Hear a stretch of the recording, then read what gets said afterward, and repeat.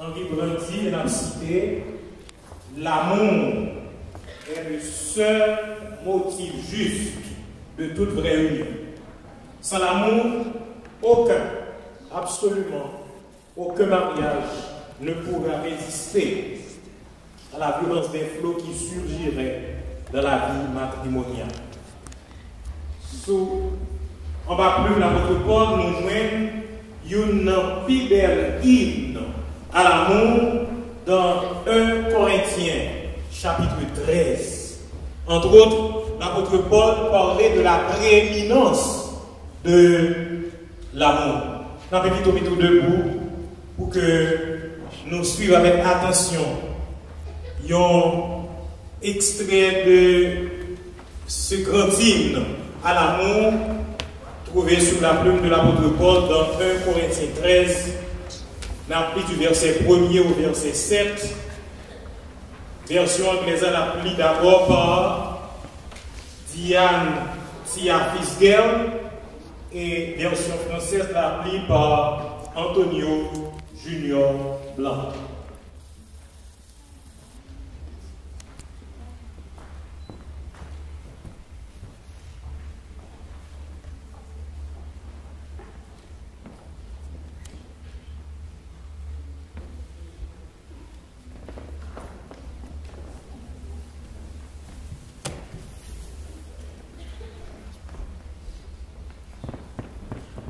D'abord, version française là, on a suivi de version anglaise.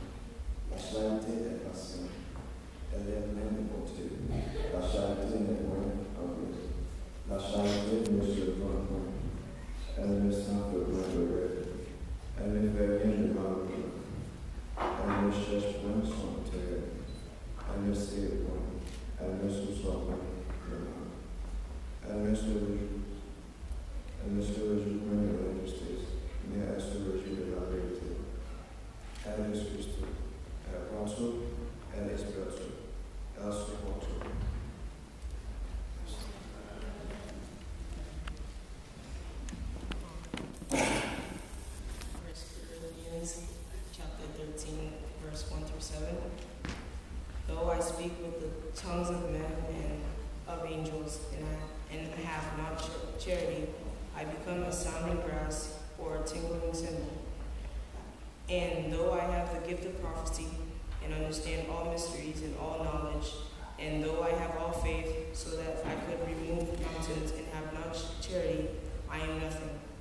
And though I bestow all my goods to feed the poor, and though I give my body to be burned, and have not charity, it profiteth me nothing. Charity suffereth long, and is kind. Charity envieth not. Charity voweth not itself. It's not puffed up, doth not behave itself unseemly, seeketh not her own, is not easily provoked, thinketh no evil, rejoiceth not in iniquity, but rejoiceth in truth.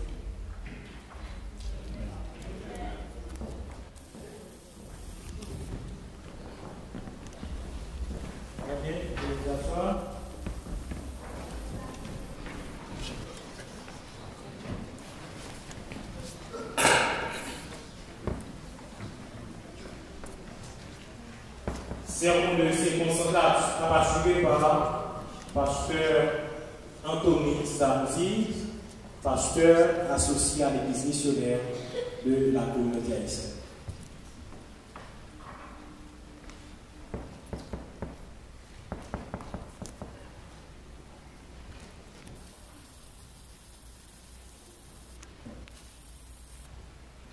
Frères et amis, nous réunions pour nous célébrer les noces de la sœur Viviane et du frère Antonio Blanc. Le mariage, c'est un cadeau de Dieu. Viviane est un cadeau de Dieu à frère Antonio. Et vous êtes parfaitement créés l'un pour l'autre. Le mariage n'est pas créé par simple commodité. Il n'est pas non plus inventé par une société particulière. Le mariage est inventé par Dieu et sur ces trois aspects. Premièrement, Antonio ses parents, qui s'engagent publiquement envers Viviane. Antonio et Viviane sont unis par leur responsabilité de rechercher le bien-être de l'autre et de l'aimer exclusivement. Les deux ne sont plus que dans l'intimité de l'union sexuelle réservée à ce niveau d'engagement. Et dans Proverbe, chapitre 18, le verset 22, il nous dit ceci: celui qui a trouvé une femme a trouvé le bonheur. Et c'est une faveur qu'il a obtenue de l'Éternel. Et ce soir, nous allons faire trois considération. Et la première, le texte de base pour notre intervention ce soir se trouve dans Genèse, chapitre 2 et le verset 24. Il nous dit: l'homme quittera son père et sa mère, il s'attachera à sa femme, et les deux deviendront une seule chair. Et le titre de notre intervention, ce serait Becoming One. Autrement dit, nous pouvons dire How to Become One. Qui Jean deux mondes a fait vivre nous seuls dans le lieu du mariage. Il y a trois grands requirements. Becoming one requires a learning process. Amen. Amen. Pour nous capables de nous unir dans le lieu du mariage, ça demande un long process d'apprentissage. Amen. Your wedding will last today, maybe 2 hours, maybe 1.5. But your marriage is for the rest of your life. Mariage, cérémonie inclue, 1 heure de temps et limité. Mais mariage là, il a pour la vie. Amen. Today we both go back to school again. Et l'école nous à l'école, c'est pas l'école que nous connaissons, mais c'est l'école du mariage. Today you begin to learn again. And the lesson you are learning for your entire life is how to love. To love each other in a deeper way. You are joining yourself to each other today to become one without losing your individuality. Becoming one doesn't happen overnight. It is something that you will learn and become better at it as you share your marriage life together. As I said, becoming one requires a learning process. And second, becoming one requires reciprocal love. Pour nous capables de vivre fort, nous aimer l'autre, c'est l'amour réciproque. L'amour n'a pas dû aller dans le sens unique, mais l'amour c'est two ways. Ça veut dire que l'amour Antonio vers Viviane et Viviane vers Antonio. We hear the word love used so often today, and it has so many different meanings and depending on the context. But when Jesus said to love God and love our neighbor, based on Matthew 22, verse 35 to 40, in the language of the scriptures, he spoke about a very special kind of love, a godly love, unselfish and self-sacrificing love. True love is not just a feeling or an emotion that changes. True love is a commitment, is a sacrifice of oneself for the other. Based on Genesis 29, verse 30, it says, Ainsi Jacob servit 7 années pour Rachel. Elles furent à ses yeux comme quelques jours parce qu'il l'aimait. Texte dit que Jacob lui travaille 7 années pour être capable de gagner Rachel comme madame. Mais la Bible dit que 7 années a passé comme si c'était 7 jours. Parce que Jacob l'aimait Rachel.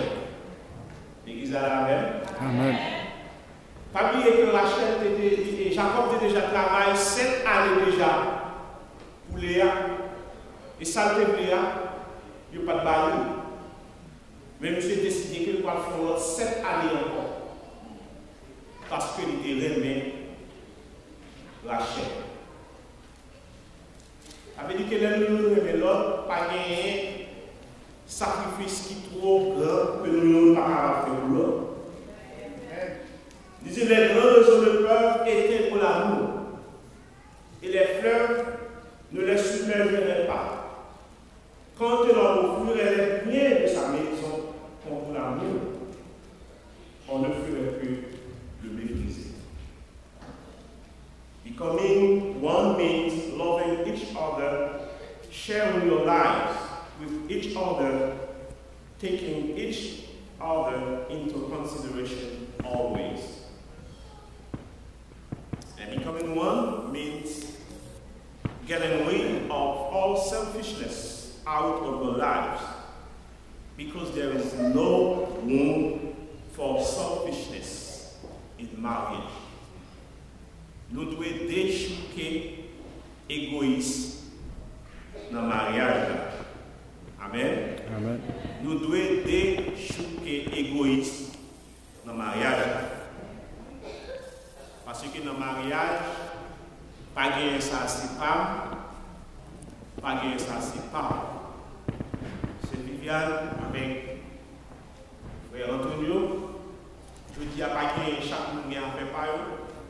Et puis nous avons série pour l'autre. Tout ça, c'est pour l'autre. If selfishness is not rooted out, ça veut dire que si nous ne pas déchouquer égoïsme, il bien m'assurer que nous pas de problème dans le mariage. Et peut-être que le mariage, c'est une école. Marriage is a school of love. And the graduation day is until death. Do us part. L'amour, pour le mariage, c'est l'école où tout le monde a l'apprendre l'amour. Amen. Mariage, c'est l'école où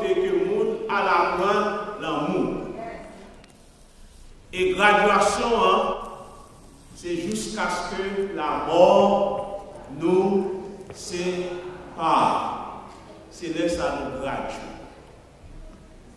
Troisièmement, pour finir,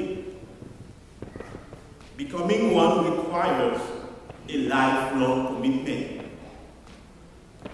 Et la Bible nous dit en Marc chapitre 10, le verset 9, que l'homme ne sépare pas ce que Dieu a uni. L'homme n'a pas d'autorité à séparer ce que Dieu lui-même a uni. Et dans Romains 7, verset 2, il nous dit que ainsi qu'une femme mariée est liée par la loi à son mari tant qu'il est vivant. Mais si le mari est mort, elle est dégagée de la loi qui la liait à son mari. Et Paul continue pour dire que à ceux qui sont mariés, j'ordonne. Après ça, il met en face pour dire que non pas moi. Il dit que moi ordonnez-nous, mais ce n'est pas moi-même, mais c'est le Seigneur. Que la femme ne se sépare pas de son mari. Et l'apôtre Paul dit que moi ordonnez-nous, dit toutefois, ce n'est pas moi-même qui ordonne nous, mais c'est le Seigneur. Que madame pas de séparer avec Marie. Si toutefois, si elle est séparée, qu'elle demeure sans son mari, ou qu'elle se réconcilie avec son mari, et que le mari ne repudie pas sa femme. On va dire que le mariage, il demande un commitment for your entire life. Antonio and Vivian, today, you give your word to each other, to take each other for better, for worse, for richer, for poor, in sickness and in health, all the days of your lives. This word you are giving today to each other is not just any word, but it's a solemn promise, a vow before God. This is a huge step you take into the unknown. Ça veut dire qu'on fait un gros pas dans l'incertain, dans l'inconnu. In other words, it is a covenant, c'est un contrat entre nous-mêmes, nous avec l'autre, et nous chaque envers Dieu. Et pour finir, que m'a dit que l'homme ne sépare pas ce que Dieu a uni. Le titre de notre intervention ce soir, c'est Becoming One. Et nous avons fait 3 interventions. Nous avons dit que Becoming One requires a learning process.